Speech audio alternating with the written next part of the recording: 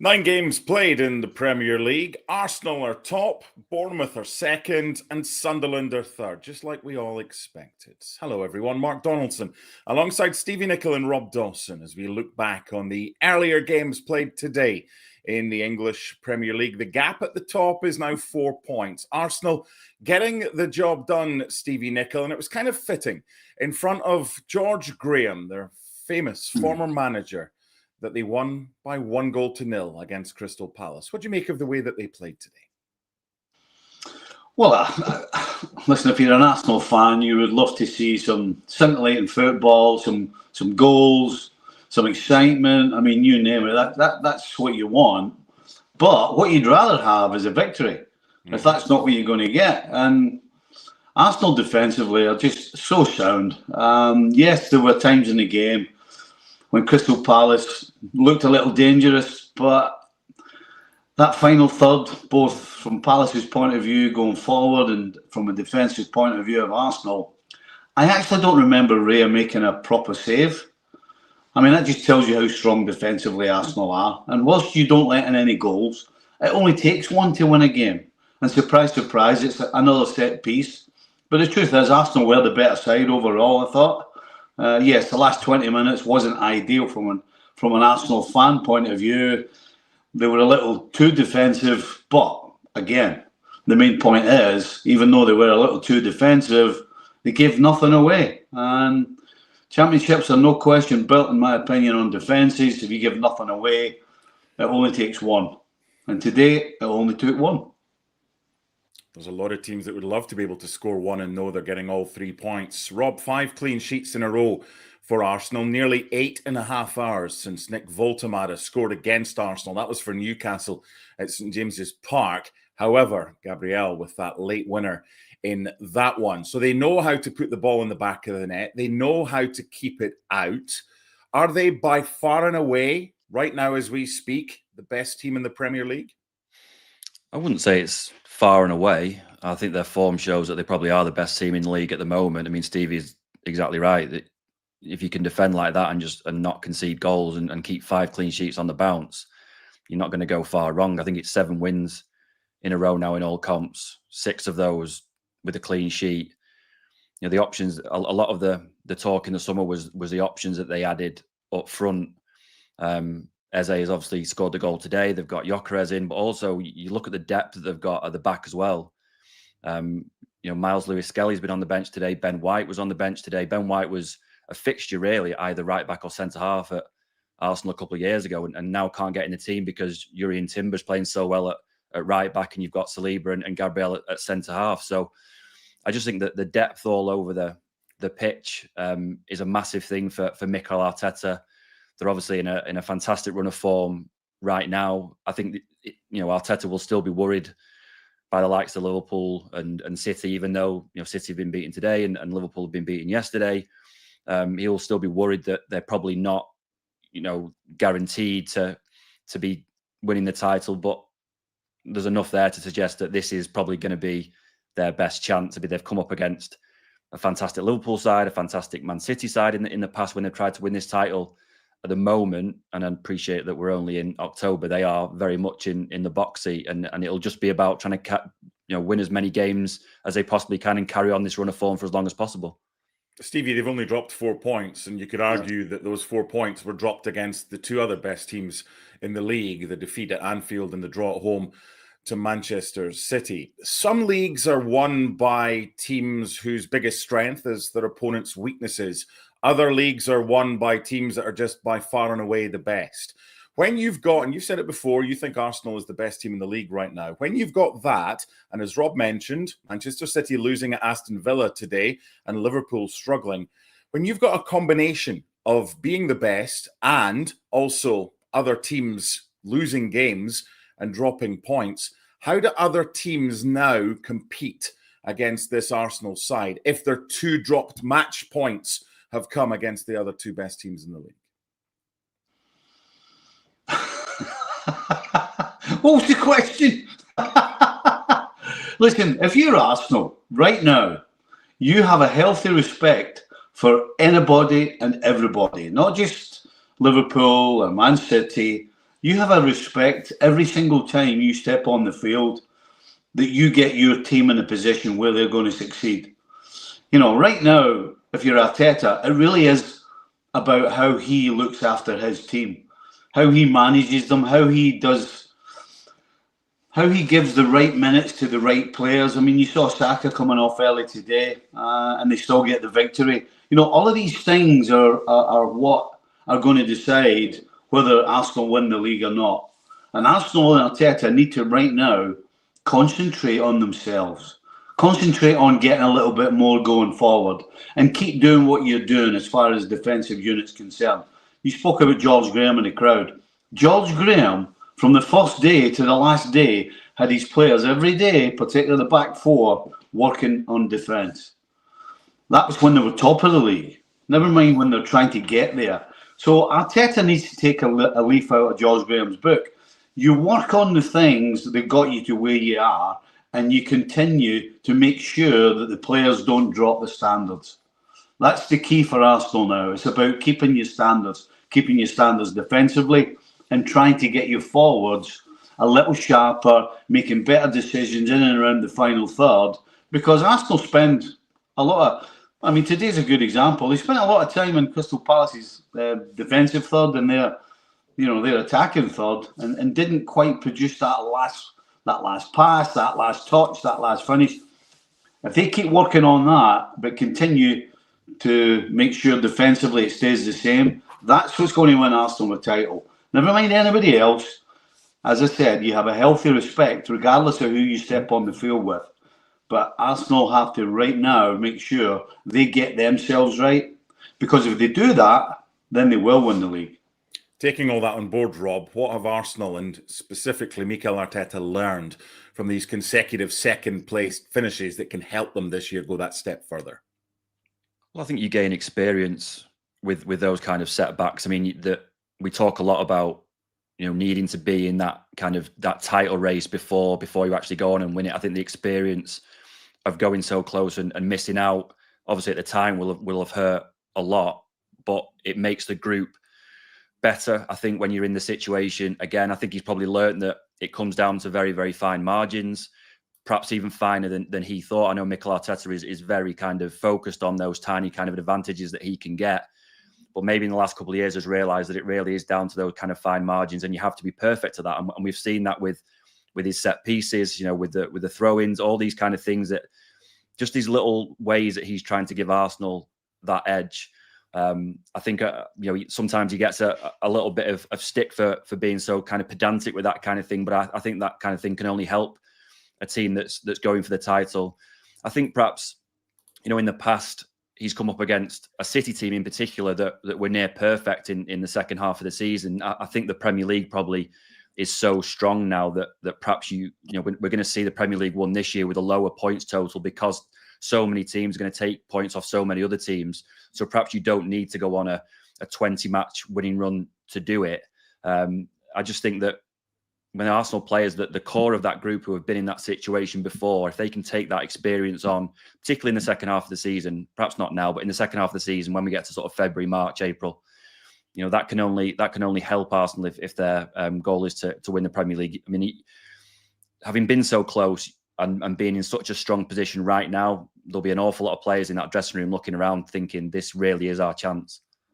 Stevie, I thought Palace were really good at the start of the season, went on a decent run, hard to beat, building on that FA Cup final win. But that's now 4 without a win, losing 3 of them and a trip to Anfield next in the League Cup. What's the difference between the way they started the season and the way they've played in the last month or so? Well, I think the problem for Palace, it was always going to be, can they continue to score goals with the amount of ball that they generally have against most teams, and so when they're not firing all cylinders in terms of Mateta up front or Munoz coming late or Sarr, or they've obviously lost Eze. When they're not quite at it going forward, they're relying big time on that back line, and when they do let goals in, that little bit of extra pressure on the front players makes it harder for them. I think that's the problem. They're a well-oiled machine. They know exactly what they're about. They know what they're trying to do. But as I said, when you're constantly giving possession away to the opposition and relying on the counter, when you're not on your game in terms of your counter attack, then you're going to struggle to win games. Yes, your defence, if your Crystal Palace, can get you points, but you have to make sure that your front men are on fire, considering that generally they don't get that many opportunities in a game, and they didn't get any today. As I said, I can't remember really Raya having to make a save. Yes, at times they looked as though they were dangerous on the counter, but when they don't take advantage of that, because they don't have as much of the ball, then it's going to be tough for them to win games. Rob, Palace were a side that didn't or aren't in the best bit of form right now, having started the season well. Aston Villa are a side that didn't start the season well, but up until that trip to the Netherlands on Thursday, have been absolutely fine. I'm just thinking, Palace don't need to worry. They've got Liverpool next in the Carabao Cup. I couldn't help myself, sorry. Palace's form at the start of the season and Villa's form at the start of the season were diametrically opposite, and now it's switched. Villa's form has picked up, and they beat Manchester City today by 1-0. Rob, what did you make of the game? City's performance, obviously you cover both Manchester sides, and did Villa deserve to win?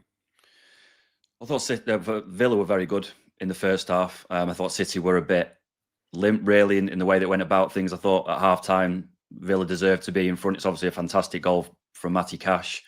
City were better after half-time, pressed a little bit more. That Guardiola made a few changes that got his attacking players higher up the pitch, which I think helped.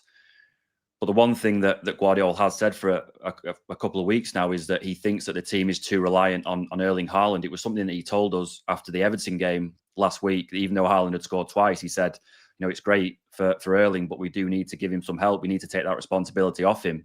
Now, it can be hard for City when you've got such a fantastic goal scorer that you kind of naturally always looking to that guy to bail you out. But he can't score in every single game, and he has obviously not scored today. And City have ended up losing. In the Premier League, Haaland's got 11 goals, and no other City player has got more than one. And that can't be right. You cannot rely on Erling Haaland to bail you out every single week. And today, I think City haven't created an awful lot. Erling Haaland has been quiet. They haven't managed to get the ball to him. There's been one situation at the other end of the pitch where Matty Cash has taken a fantastic goal, and the game's been decided on that kind of fine margin. And that's really something that Pep Guardiola is going to have to address soon, because you cannot go through the season just looking for Erling Haaland to score 50 goals and no one else contributing. It needs to be Doku and Foden and Reinders and Bernardo Silva and everyone chipping in with 5 or 10 each. Otherwise, there are going to be more days like this throughout the season, and that's going to be a worry for Pep. Stevie, as a former defender, what can you do, and what did Villa do today to ensure that the biggest threat in the opposition can be nullified as much as you can? Well, number one, it's numbers around him. I think he only got loose once in the first half when he had an opportunity, and he had to try and get his body around it to get a strike with his left foot. Got the shot off, but Martinez made a comfortable save. The rest of the time, they got numbers around him. And then, of course, when you affect the quality of the service coming from the wide or the middle areas, then again, you're nullifying them. And that's what Villa did. Yes, in the second half, they defended really too deep, if you're Unai Emery. But again, when you do that, you do get numbers. And in terms of Haaland, he just couldn't get any space. And they really couldn't really open Villa up. Just because they look as though they don't have anybody capable. You look at the signings of Mamouche, Cherki coming off the bench, did absolutely nothing. Didn't look as though they had any idea how to contribute to opening up the Villa defence. And so they're kind of relying on the old guard, as much as you can call Doku and Foden the old guard. When they're not managing to break through, then nobody else seems either capable of or have ideas to do it. So, yes, I'm sure Pep knows what the problem is. But the problem is, it's on the players now on the field to produce what what they're capable of and the reasons behind why they were signed. And unfortunately, as good a coach as Pep is, he can't go on the field and kick the ball for them. Haaland did have the ball in the back of the net near the end of the game, but in the build-up, Marmoush was deemed to have been offside. Haaland subsequently colliding with the post in what looked a sore one. So it's a third consecutive defeat at Aston Villa for Manchester City. It's the third defeat of the season, that one plus Brighton and Spurs in the Premier League. Rob, you cover both Manchester sides. What's the biggest difference between this City and last season's City or the season before City? I think that the aura that the old City had has definitely gone. The team that won 4 Premier League titles in a row. There were occasions where you saw teams turn up and that they already looked like they've been beaten. And Stevie will know better than anyone about that because teams played against his Liverpool side, and that happened. The great Man United side under Sir Alex Ferguson had that, and City under Pep certainly had it. I think when you go through a season like they did last year, where their invincibility is knocked to such an extent that it does give other teams this kind of belief, perhaps, that maybe in games that they wouldn't have thought they could have won in the past, that they go to play City and they have that kind of that belief and that confidence to go and play. It's obviously not something that's affected Villa because they beaten City the last 3 years, I think, at Villa Park. So City obviously find that a tough place to go. I think Pep is still trying to rebuild his group. There has been an awful lot of change at City over the last 12 months. The likes of Walker, De Bruyne, Ederson, Akanji have all gone. He's trying to mould a new group together with the new signings that he's brought in and trying to keep them at a level that lets them challenge for the Premier League title. And he said a couple of times this season that his aim between the start of the season and Christmas isn't to kind of, run away at the top of the league. It's just to stay in touch. He doesn't think that this City team is capable of just blowing the rest of the league away, which they have done in the past. All he wants them to be is sort of January, February time in the mix. And because of that, I don't think that today he will be too bothered today that they've lost. I mean, obviously he'll be frustrated that they've lost a game because he doesn't ever want to lose a game. But they were 9 unbeaten before today. They've lost today. I think that if City can bounce back and be in and among, Arsenal, Liverpool, the others by sort of Christmas, January time, he'll be relatively happy because, this is still a team in transition and they are kind of learning to play together. They are, learning what Pep wants from them. And that's going to take time, as daft as that sounds, because they are serial winners. It's going to take time for them to gel properly. Stevie, Rob, sorry, on you go, Stevie. No, I'm thinking about, that aura. I was going to ask you about the fear factor and when it goes. Well, the thing is, everybody always talks about how the opposition don't have that fear anymore, and I guess that's the probably the most important side of it. But the other side of it is the City team itself, because you go on the field when that aura's there. You go on the field and you're carrying that as well because you're going to win. But when that aura goes, not only does the opposition think they're going to beat you, but you go on the field not sure that you're going to win. I mean, that's such a huge turnaround in terms of psychology. And as I said, everybody always concentrates on the opposition not being scared, and they actually forget that the actual team who had the aura, they feel it as well. They know that it's not guaranteed, where it used to be, we're winning today, regardless of whether it's home, away, or whoever the opposition is. It's such a huge turnaround. It's so important. That was going to be the question to you, and the follow-up was going to be, there's 2 different types of players depending on the team that they're in. Some it might just be a blip and they'll know that they're getting the fear factor back. But others, it's like it's gone and we ain't getting this back. As you've just described, what about these City players? Do you think they'll feel, you know what, the fear factor might be gone for now, however it'll be back? Or do you think no one fears us anymore? I don't know what we do. Well, I think there's been a lot of changes in a short space of time at City. Rob was talking about who's gone and who's coming to the end.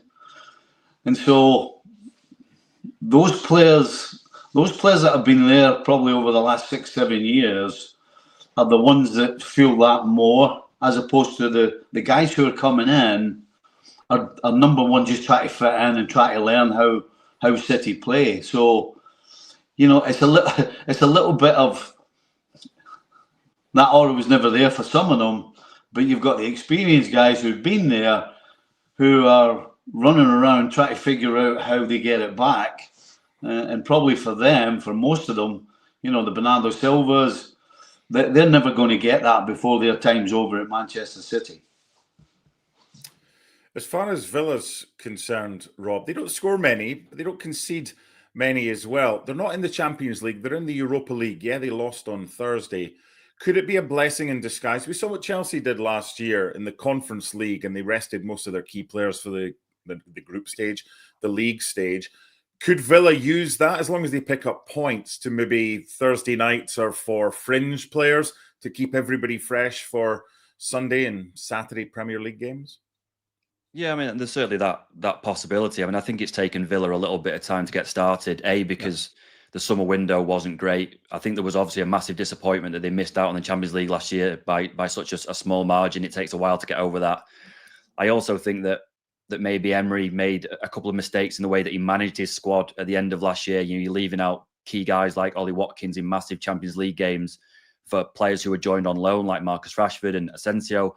And it takes a little bit of time for players like Ollie Watkins to buy back into what you're trying to do. I think all of those factors combined probably led Villa to have a bit of a slow start, but it certainly looks like they are back towards being the team that we saw, last season and the season before that. In terms of what they're doing in Europe, I mean, I think it's tough for any of these teams that are playing in Europe, likes of Villa, Palace or another one, to balance that midweek commitment with also playing in the Premier League at the weekend. And just in the last sort of 48 hours, you've got Ruben Amorim and David Moyes both saying that is a huge advantage for any team not playing in Europe in the Premier League, because there are so many Premier League teams in Europe this year that anyone who's not and has that free week is a massive advantage. But if you're Aston Villa, you can manage it in a different way. You can rotate perhaps a little bit more on a Thursday night. I mean, they obviously lost on Thursday, but they did rotate a few. I mean, Ezri Konsa didn't play. I don't think there was a couple of others. Morgan Rogers, I think, was on the bench. So if you were able to do that and bring in fringe players who you can keep happy with European football, like you just said there, in the way that Chelsea did last year, it's not too much of a distraction. I mean, it's an awful lot more games than perhaps an Everton is going to have to play, or a Man United. But there are ways that you can manage that, as long as you're not running your key guys into the ground playing Thursday, Sunday, Thursday, Sunday, Thursday, Sunday. I think that there is a way where it can be a little bit of a benefit. And probably this week, Villa have shown exactly how to do that. Yes, they've lost on Thursday, but there's room for error the way that these European competitions are set up. And they pick the main guys that come back in on Sunday and beating Man City. Stevie, we spoke about fear factor, but we're talking about Manchester City. What about Aston Villa? It's Liverpool up next at Anfield. Should they go there and have a go within reason and have nothing to fear the way Liverpool are right now? I think they should. I think anybody playing against Liverpool right now has to take advantage of the fact that Liverpool are searching for pretty much mostly everything, both defensively and in an attacking sense. And so, yeah, if you're a Villa and you're actually on the rise, then I think absolutely you go and play smart. Listen, you don't open up away from home particularly and go crazy and try and go toe to toe. But I think you certainly put some pressure on and try and start the game on the front foot and try and keep Liverpool down and don't let them get any sort of head of steam up. So it's kind of a balancing act between not sitting too deep, but actually putting pressure on the opposition. And this weekend it's going to be Liverpool. So yeah, I think regardless of whether it's Liverpool or anybody else, if you're Villa and you're coming up against somebody who's struggling, you have to try and take advantage of it. And I would suggest that not sitting on the top of your box would be a smart move. Certainly not pushing too high. That wouldn't be smart either. Just get a good starting spot in and around the halfway line and put pressure on the home team and see whether they handle it or not. And right now, Liverpool haven't been handling that sort of pressure. Rob, let's wrap this up with the other two games. Bournemouth 2, Nottingham Forest 0. Bournemouth go second, Forest stay third bottom. Could Bournemouth be this season's overachievers like Forest were last year? I mean, certainly by the looks of the way they've started the season, yes, there's no reason why not. I mean, I saw Bournemouth play Man United on the US tour in the summer, and they got beaten by 4. And I was actually quite worried for Bournemouth at that point because they'd lost so many players from last year. They lost a goalkeeper, Kepa has gone, half the back four has gone. It's hard to recover from that if you're a team like Bournemouth. But obviously, the recruitment has been fantastic. Iraola is doing an absolutely wonderful job, to the point where if there was another big job coming up, you would expect him to be front and centre to take it, whether it was a top 6 job or one of those big European jobs. Again, though, if you're not playing in Europe, I think this year, and you've got the benefit of 3 weeks, and you've got a week to plan for Premier League games, you've got a couple of days maybe to give the players a day off while the other teams are playing here, there, and everywhere across Europe. It's a massive advantage, and Iraola is so smart, and the players he's brought in at Bournemouth are so good that he will be. I mean, I know the kind of guy he is. He's not going to sit in a news conference and say, "Oh yeah, of course we could qualify for the Champions League," but he will be looking at that league and thinking, "Well, why not? If Forest can get really, really close to the Champions League last year, why can't we go a step further and do it?" And the way they've started the season, and we're nearly November, and they're second in the Premier League table, there's absolutely no reason why they can't go on and do it. Finally, Stevie, Wolverhampton Wanderers 2, Burnley 3. Burnley were 2-0 up. Wolves pegged them back to 2-2. But then the winning goal in stoppage time from Lyle Foster. I know it's the end of October, and I know we usually talk about 6-pointers in April or May. But if Burnley had lost this, they would have been within 3 points of the foot of the table. They're now 8 points clear of the bottom side. How big a win is this for Burnley? Oh, it's huge. I mean, Burnley for me were the favourites to go down, and after a couple of games in the Premier League, I hadn't changed my mind. I think it probably says more about Wolves. I mean, this really does look like the year that Wolves sink, in my opinion. When you lose to Burnley at home, and the manner they did, I mean, that will absolutely rip the guts out of everybody, not just the team, but the fans, the whole club. So, yeah, I think we're all expecting Burnley to struggle, but I did not think Wolves would struggle so badly. And this kind of feels like the year where they just can't hang on any longer. The big headline, Arsenal beating Palace by 1-0, going 4 points clear at the top of the table. Stevie and I will be back after Everton against Tottenham Hotspur, the final game of round 9 in the Premier League. That is in about a couple of hours' time, and a chance for Spurs, if they win, to go third. We'll see you then. Bye for now.